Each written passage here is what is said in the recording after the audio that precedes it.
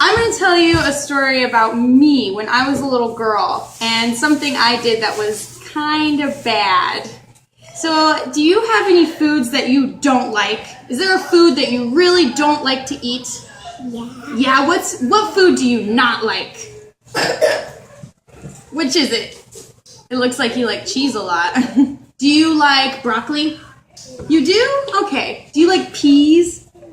No, you don't like peas? Well, when I was little, I hated beans. I didn't like to eat any type of bean. It didn't matter if it was a red bean, a white bean, a black bean, a kidney bean. I hated all beans. And one night, my mom decided to make refried beans for dinner. So I was not happy. So do you know what I did with my beans so I wouldn't have to eat them? What do you think I did with them? Did I throw them in the garbage? No, I didn't throw them in the garbage. I did something way worse than that.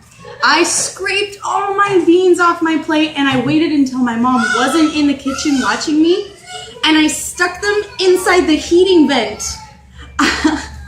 I took a spoon and I dribbled them inside of all the little slats inside of the heating vent. And that's where all the air comes out when our parents turn on the heat or the air conditioning. And I filled the whole thing with beans. Do you think my parents caught me? Do you think they found out where I put my beans? And then the baby too. Yeah. Well, they didn't catch me right away. They thought I had eaten my beans, and my mom was so happy with me. She knew I didn't like beans, and the fact that I had eaten all of them, she thought, she was so proud. So, a few weeks later, my dad noticed we had a few more bugs in the kitchen than usual, especially spiders. Now, I didn't know spiders like to eat beans, but it looks like they do. So my dad followed some spiders, and those spiders led him right into the heating vent. And when he shined his flashlight into the vent, what do you think he saw? Spiders. Some spiders and my beans that I had put there weeks before.